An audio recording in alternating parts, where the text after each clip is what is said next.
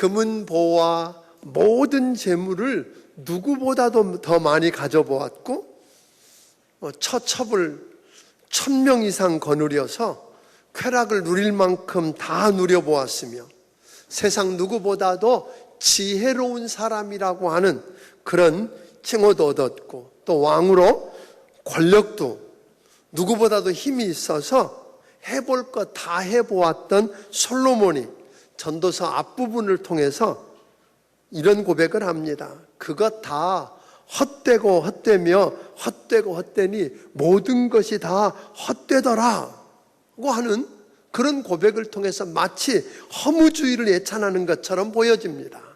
그러면서 그는 계속해서 삶이 얼마나 헛된 것인가를 우리에게 이야기해 주더니 오늘 전도서 결론이라고 이야기할 수 있는 11장과 12장에 와서는 솔로몬은 자기 눈이 아닌 인간의 눈으로 바라보는 게 아니라 하나님의 시각으로 세상을 바라보면서 어떻게 살 것인가를 이야기하고 있습니다. 인간의 눈으로 바라보면 허무할 수밖에 없었던 그 모든 일들이 오늘 동일한 세상을 하나님의 시각으로 바라보았더니 이렇게 달라질 수 있더라 하는 이야기를 하고 있는 것입니다. 솔로몬은 오늘 이야기합니다. 이 헛되고 헛된 세상에서 우리는 어떻게 의미 있는 삶을 창조하면서 살아갈 수 있는가를 우리에게 말해주고 있다고 하는 겁니다. 하루하루를 도대체 어떤 마음가짐을 하고 사는 게 옳은가? 여러분과 내가 한번 들여다보면 온종일 바쁘게 허둥대면서 힘들게 살다가 피곤한 가운데 잠자리에 그냥 들고 끝나는 습관, 그래서 하나 사는 게 습관처럼 되어버린 우리의 삶을 하나님께서는 도대체 어떤 마음가짐을 하고 살아야 하는지를 오늘 솔로몬을 통해서 우리에게 가르쳐주고 있다고 하는 겁니다. 그런데 오늘 솔로몬은 이야기합니다. 이 세상을 산다고 하는 게 결코 그렇게 단순하지도 않고 쉽지 않더라. 7절 8절을 한번 읽어보겠습니다. 같이 읽습니다. 빛은 실로 아름다운 것이라 눈으로 해를 보는 것이 즐거운 일이로다. 사람이 여러 해를 살면 항상 즐거워할지로다. 그러나 캄캄한 날들이 많으리니 그 날들을 생각할지로다. 다가올 일은 다 헛되도다. 오늘 산다는 게 즐거울 것 같고, 아니 즐거워해야 한다고 하는데 이 세상에 사는 사람 누구에게나 뭐가 있다고 그랬어요? 깜깜한 밤이 많다 그랬다고요. 다른 말로 말하면 잠 못 이루고 한숨을 쉬며 눈물을 흘려야 하는 날들이 얼마나 많은지 모르겠다고 이야기합니다. 그만큼 세상을 산다는 것은 힘든 일이라는 겁니다. 색깔은 다르고 모양도 다르고 크기는 다를지 모르지만 날마다 초청하지 않아도 찾아오는 고난이라는 놈이 있다고 하는 겁니다. 그럼에도 불구하고 하나님께서는 솔로몬을 통해서 우리에게 이렇게 말씀합니다. 사람이 여러 해를 살면 항상 즐거워할지로다. 오늘 8절에서 그렇게 이야기하거든요. 하나님은 다시 말하면 우리가 즐겁게 살아야 한다고 이야기하십니다. 하나님은 하나님의 자녀인 여러분과 내가 하나님이 주신 이 세상에서 즐겁고 행복하게 살아야 한다고 이야기하십니다. 9절도 보세요. 9절 같이 한번 읽어보겠습니다. 시작. 청년이여 내 어린 때를 즐거워하며 내 청년의 날들을 마음에 기뻐하여 마음에 원하는 길들과 내 눈이 보는 대로 행하라. 그러나 하나님이 이 모든 일로 말미암아 너를 심판하실 줄 알라. 오늘 이렇게 보니까 청년들아 뭐하라? 기뻐하고 내 마음이 원하는 대로 즐겁게 살아라 하고 이야기를 하는 거예요. 자, 그런데 묻고 싶습니다. 여러분 주변에 있는 사람들이 여러분을 딱 바라보더니 와, 되게 행복하게 보인다. 뭐 좋은 일 있으세요? 돈 많이 벌었나 봐요. 성공하셨나 봐요.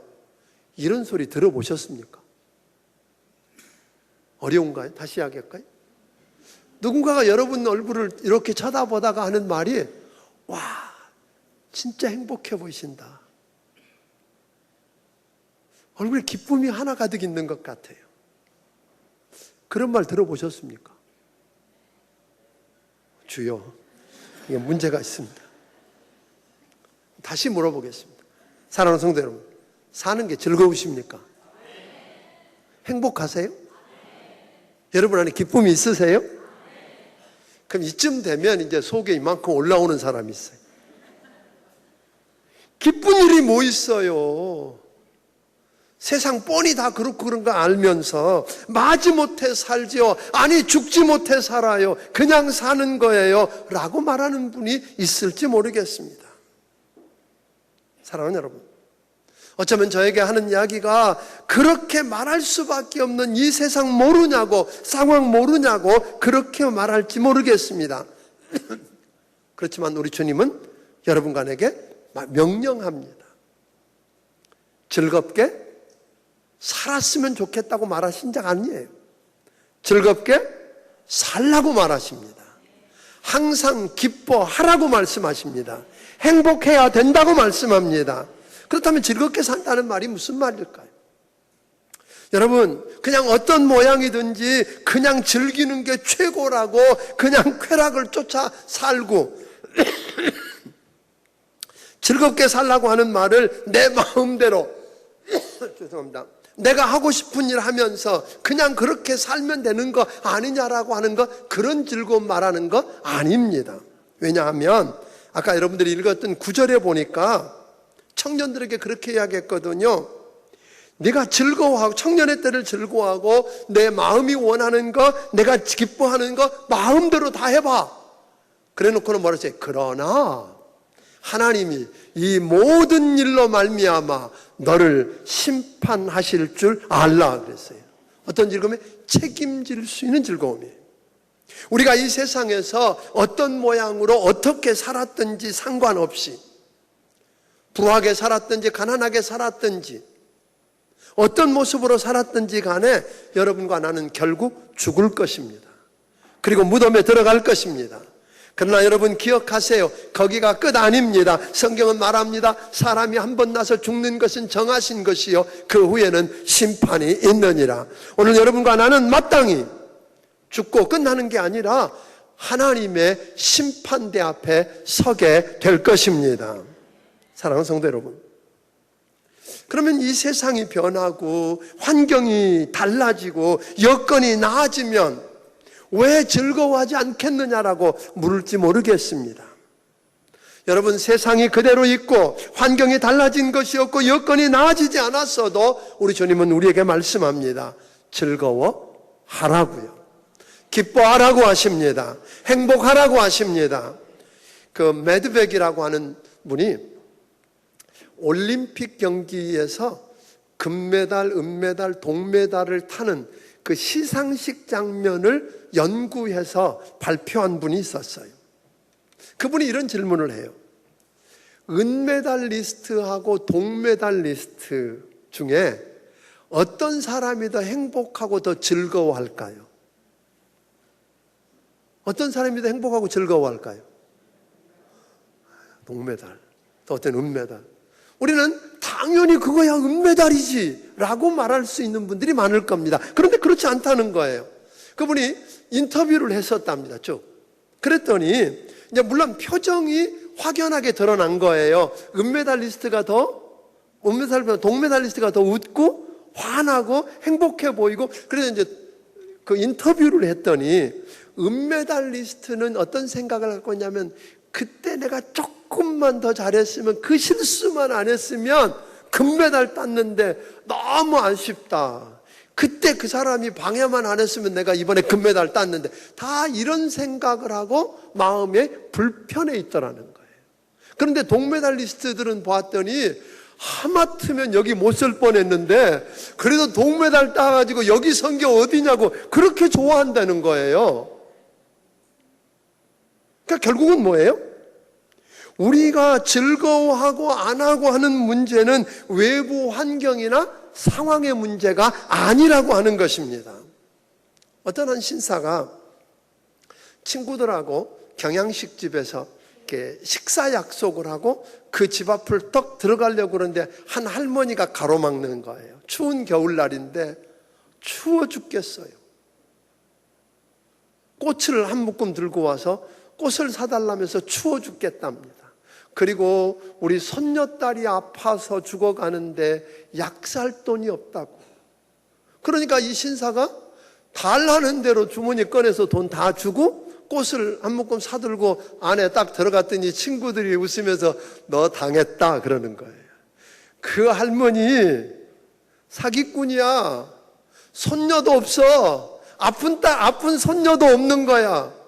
여러분, 이쯤 이야기 들으면 화가 나요, 안 나요? 그 신사가 화를 내면서 그 할머니한테 쫓아가서 그럴 수 있냐고 따지고 화를 낼 줄 알았는데 그 신사가 이렇게 이야기하는 거예요. 그 할머니에게 정말 손녀 없어? 아픈 손이 없단 말이야. 너무 다행이다. 잘 됐다. 그런 거예요. 여러분, 우리 마음속에 어떤 생각이 있느냐 하면 우리는 눈이 너무 좋아서 시력이 좋아서 남의 자잘못을 끄집어내는 데는 빠르지. 그런데 이 사람은 시력은 안 좋았지만 시각이 좋았다는 거예요. 그러니까 행복한 거예요. 속았다고 생각하는 게 아니라 그 할머니에게 아파서 죽어가는 손녀가 없으니 얼마나 다행이냐는 거예요. 그리고 감사하는 거예요. 사랑하는 여러분, 저는 오늘 여러분과 내게 결국 행복할 수 있느냐, 즐거워할 수 있느냐, 기뻐할 수 있느냐고 하는 문제가 외부 환경 문제 아니에요. 그래서 데살로니가전서 5장 16절에서 사도 바울은 그렇게 말하는 거예요. 항상 기뻐하라. 조건은 이렇게 갖추면 기뻐하라고 말하지 않았어요. 범사에 감사하라. 항상 기뻐할 뿐 아니라 범사에 감사하는데 이것 놓고 조건을 따진 거 아니에요. 그냥 기뻐하고 그냥 뭐 하는 거예요? 감사하라는 거예요. 그가 감옥에 있으면서 로마 감옥에서 빌립보 교회를 바라보면서 그는 이야기합니다. 여러분 기뻐하십시오. 내가 다시 말하는데 기뻐하십시오. 아멘. 이런 이야기를 할 수 있었다는 거예요. 오늘 본문에서요, 즐겁게 살라고 하셨어요. 행복하게 살라고 하셨는데 이 말은 이를 악물고 억지로 마지못해서 기뻐하고 기뻐하는 척하면서 그렇게 살라는 말 아니에요. 우리 주님이 오늘 여러분과 내게 기뻐하라고 그러고 즐거워하라고 그러고 행복해야 된다라고 말씀할 때는요, 아무에게나 한 말이 아니에요. 여러분, 세상에 있는 사람들에게 기뻐하라고요? 미쳤다고 그래요.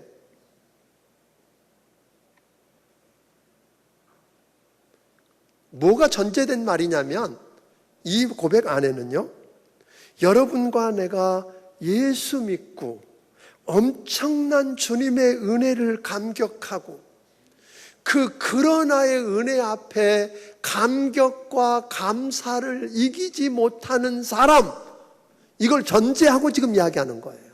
아멘? 그러니까 예를 들면 사도 바울을 예를 들은 거예요. 사도 바울은 이런 사람이었어요. 여러분 아는 것처럼 예수 믿는 사람들을 핍박하고 잡아다 가두고 죽이는 일에 앞장서고 동참했던 사람이에요. 그런데 그가 다메섹 도상에서 그를 만나주신 주님의 은혜로 뭐였어요? 구원받았어요. 내가 이런 사람이었는데 그러나 하나님의 은혜가 그보다 커서 나를 구원해 주셨다. 자기는 베드로나 요한이나 야고보처럼 다른 제자들처럼 주님과 함께 3년 동안 동행한 적이 없던 사람이에요. 십자가에 주님 못 박히러 가실 때 거기 따라가 본 적이 없어요. 예수님 부활하신 다음에 다른 제자들처럼 함께 먹고 오늘 세계 선교에 대한 이야기를 해본 적이 없던 사람이에요. 그러나 자격이 없는데 자격이 없는 자기 같은 사람에게 하나님의 은혜가 임해서 사도들보다 더 귀하게 쓰여졌다. 아멘?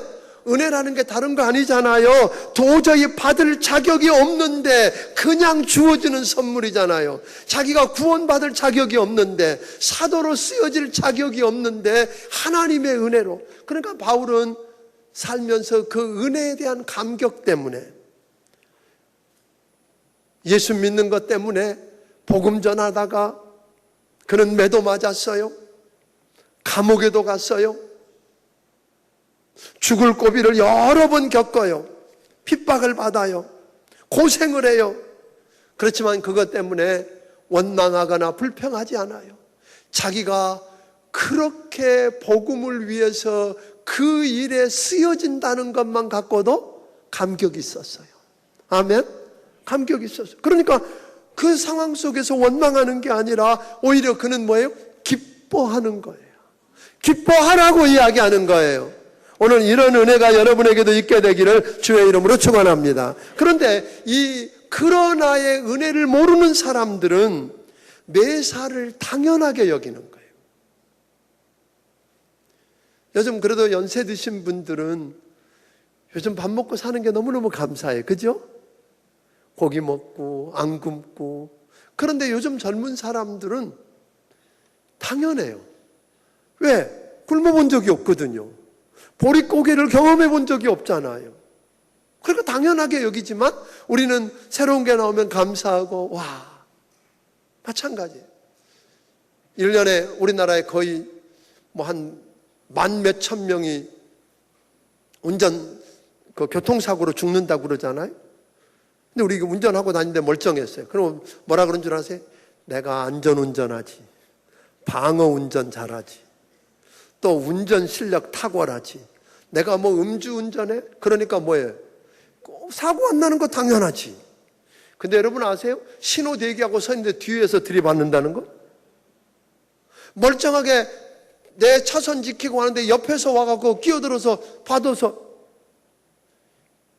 이걸 당연하게 받고 사는 사람들이 너무 많은 거예요. 이 그러나의 은혜가 없으면 당연하게 여기는 사람들은요, 이 상황 속에서 감사할 수 없는 거예요. 그래서 우리 주님이 지금 이 말씀 여러분과 내게 행복해야 된다고, 즐겁게 살아야 된다고, 기뻐해야 된다고 말씀하는 이면에는 뭘 전제한 거예요? 그러나의 은혜의 감격을 아는 사람. 오늘 이 은혜가 있게 되기를 주의 이름으로 축원합니다. 또 하나는 그리스도 안에서 새 사람이 되었다는 거예요. 성경은 말합니다. 누구든지 그리스도 안에 있으면 새로운 피조물이라 이전 것은 지나갔으니 보라 새 것이 되었도다. 예수 믿으면 우리 안에 뭐가 돼요? 내가 새 사람이 되는 거예요. 새 사람이 되고 나면 우리가 뭐가 바뀌어요? 보는 시각이 바뀌어요. 시각이 바뀌면 생각이 바뀌어요. 생각이 바뀌고 나면 해석이 달라진다는 거예요.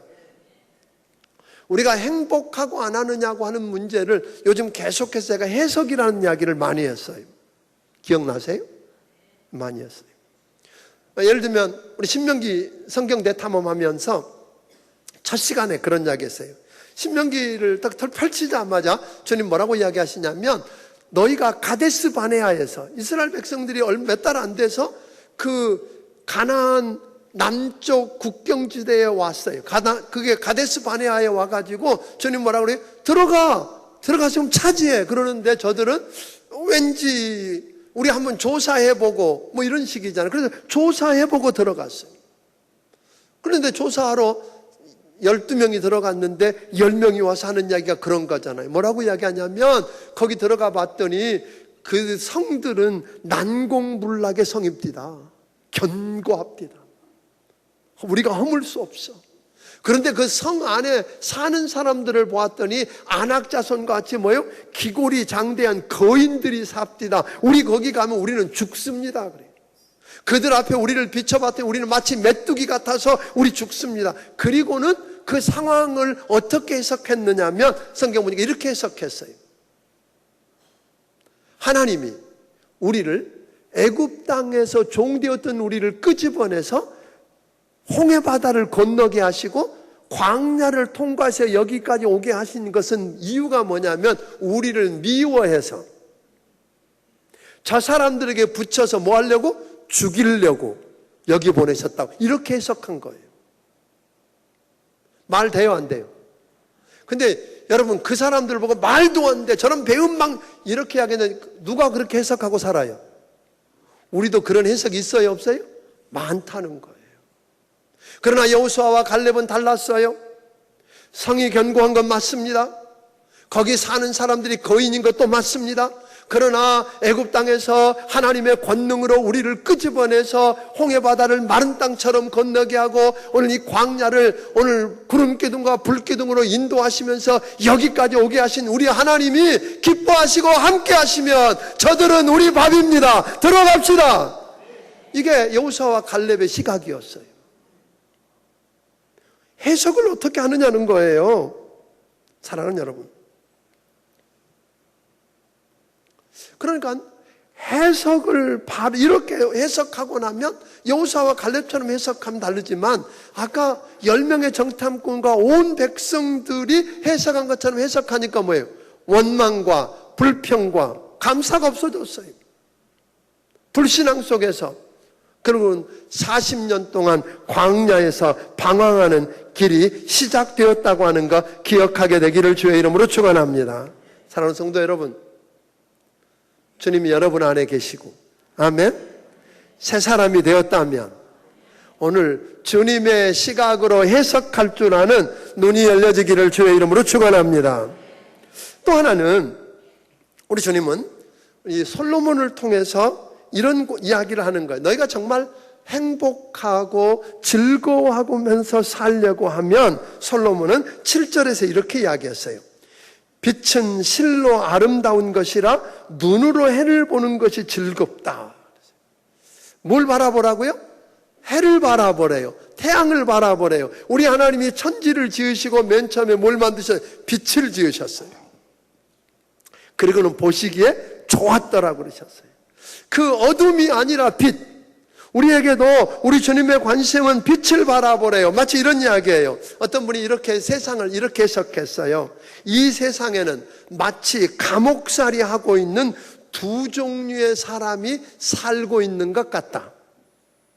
한 사람은 창살을 붙들고, 감옥에 창살을 붙들고 그 창문으로 찬란하게 떠오르는 태양을 바라보면서 그 태양의 아름다움에 취해서 감옥 속에 있다는 것도 잊어버리고 황홀해하는 죄수, 그게 한 종류고, 또 한 종류는 창살을 움켜쥐고 사방으로 높이 둘러싸여 있는 형무소의 담을 쳐다보면서 울분을 삭히면서 이를 갈고 있는 죄수.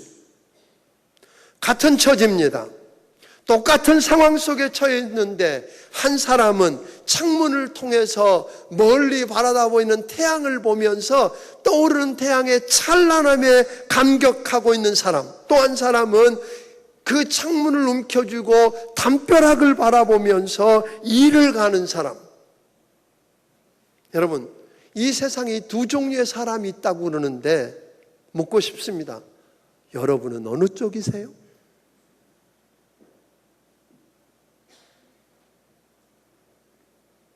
헷갈리십니까? 시험 안 봐도 다 압니다, 이거. 누가 알아요? 여러분이 여러분을 알아요. 어떤 자세로 살고 있는지. 여러분을 에워싸고 있는 그 창문을 붙들고 창살을 붙들고 창문 사이로 밝게 떠오는 태양을 바라보고 저 푸른 세상을 바라보고 황홀해하고 기뻐하는 사람, 창살을 붙들고 닫힌 감옥을 쳐다보면서 억울해하고 이를 가는 사람. 다시 묻고 싶습니다. 여러분은 누구를 닮으셨습니까?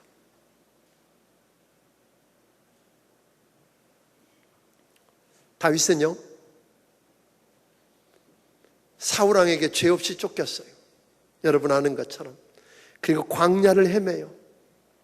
광야를 쫓겨다니며 광야를 헤매다가 어느 날 뭘 보았어요?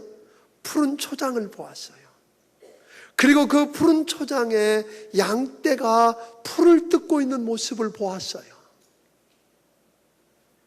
그리고 그 모습을 바라보다가 다윗이 이런 고백을 해요.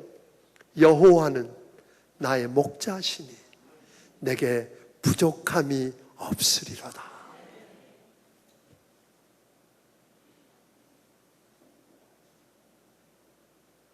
그걸 바라보고 엉뚱한 생각을 할 수 있어요.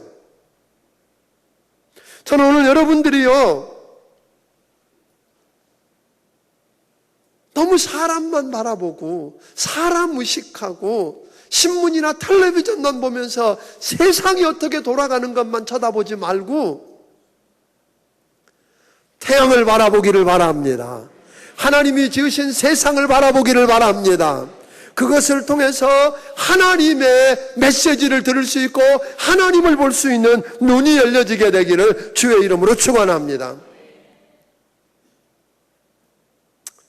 하나님께서 나를 통해서 하신 일들, 역사를 바라보면서 하나님께서 개입하셔서 하신 일들을 생각하고 묵상하면서 감사할 수 있으면 우리는 행복할 수 있다는 것 기억하게 되기를 주의 이름으로 축원합니다. 마음이 즐거우면 종일 가도 피곤할 줄 모릅니다. 그러나 마음이 슬프면 얼마 못 가서 피곤해하고 주저앉기 마련입니다. 사랑하는 성도 여러분, 어린아이가요, 천진난만하게 깔깔거리는 그 웃는 웃음소리가 꼭 부잣집에서만 나오던가요? 달동네 비가 새는 움막 속에서도 이런 천진난만한 어린아이의 웃음소리가 나올 수 있다는 거 여러분 아십니까? 핑계대지 맙시다.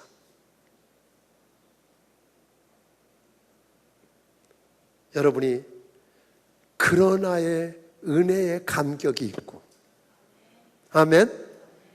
예수님이 여러분 안에 계셔서 사실 우리를 쥐어짜면 뭐 나와요?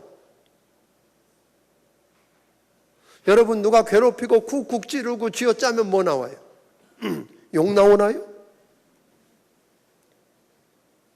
내 안에 뭐가 있냐는 거예요.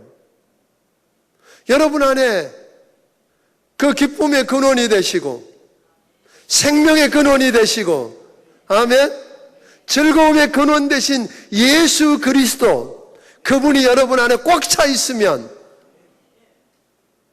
예수 나오게 돼 있어요. 아멘.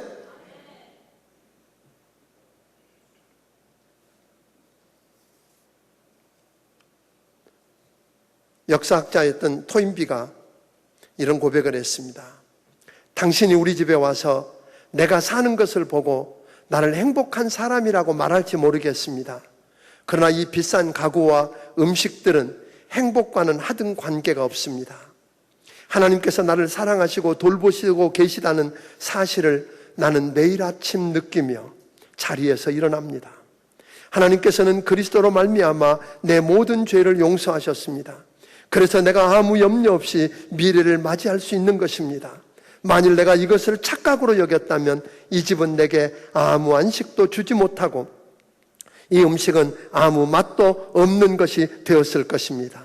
이 집의 비싼 물건들이 행복을 가져다 주는 것 아닙니다. 내가 이것을 솔직하게 당신에게 말할 수 있게 된 것을 기쁘게 생각합니다. 내일 이 집이 갑자기 오두막집으로 된다고 할지라도 나는 기뻐할 것입니다.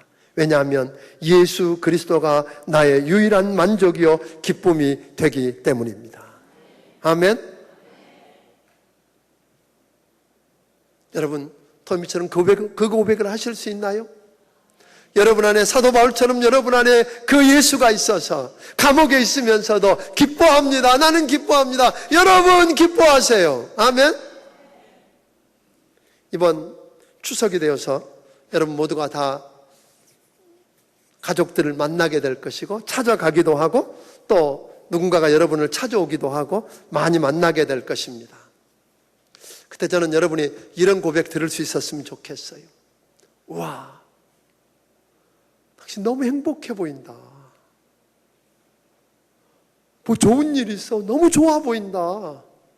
그동안 돈 많이 벌었어? 성공한 거야? 라고 묻거든. 아니야. 그런 돈은 많이 못 벌었고 성공한 건 아닌데 내 안에 예수님이 계셔서 이런 기쁨이 있고 이런 행복이 있어. 라고 하는 간증이 여러분에게 있게 되기를 주의 이름으로 축원합니다. 간증을 고백할 뿐 아니라 내게 그 간증을 주신 예수 그리스도, 여러분과 나의 주님이 되시고 구세주가 되신 예수 그리스도를 전해서 저들의 삶 속에서 오늘 여러분이 누린 그 기쁨과 행복을 누리게 하는 여러분들이 되기를 주의 이름으로 축원합니다. 얼굴이 어떻게 이렇게 생겼는데 얼굴 어떻게 하느냐고 묻는 분 계실지 모르겠어요. 에이브럼 링컨 대통령이 자기가 데리고 있는 장관 하나가 찾아와서 인사청탁을 했어요. 마침 장관 빈자리가 있는데 자기 친구를 소개했어요. 경력으로 보나 그의 능력으로 보나 그가 가지고 있는 이력서를 보아도 하나도 빠진 게 없었어요. 그런데 대통령이 그를 만난 다음에 고개를 졌어요. No, 아니라 그랬어요. 소개했던 그 장관이 대통령에게 와서 따졌어요. 아니 각하, 그만한 인물을 어디서 찾습니까? 어떻게 그 사람 안 된다 그럽니까? 그랬더니 이유가 뭡니까? 그랬더니 대통령이 하는 말이 얼굴 보니까 아니야 그랬어요. 못생겼다는 이야기 아니에요. 키가 작거나 얼굴이 못생겼다는 이야기가 아니라 그분이 이야기하기를 40이 넘었으면 그 얼굴에 책임져야 돼. 오늘 여러분들의 얼굴에 사람들이 여러분의 얼굴을 보고 와, 저 사람 내가 아는 저 사람은 가진 것도 없는데 대단한 것들을 이룬 것도 아닌데 뭐가 좋아서 저렇게 기쁘고 행복해할까? 이 퀘스천 마크가 늘 따라다니기를 주의 이름으로 축원합니다. 아멘. 여러분 안에 성형 안 하셔도 돼요. 걱정하지 마세요. 키 작아도 그거 어떻게 해요? 그거 할 수 없지. 머리 휘어지는 거 어떻게 할 수 없잖아요. 그거 이야기하는 거 아니에요. 여러분 안에 그 예수님, 천지를 지으신 하나님, 아멘. 우리 지금도 살아계셔서 우리가 기도하면 들으시는 하나님, 우리와 함께 하시면서 그의 눈이 졸지도 않고 주무시지도 않으시면서 우리를 지켜보시고 함께 하시는 그 예수 그리스도, 그분이 여러분 안에 있으면 그분 때문에 고백할 수 있었으면 좋겠습니다. 여호와는 나의 목자시니 내가 부족함이 없으리로다. 매를 많이 맞고 감옥에 가서도 기뻐하라고, 즐거워하라고, 감사하라고 이야기하던 바울의 삶이 오늘 여러분의 삶이 되기를 주의 이름으로 축원합니다.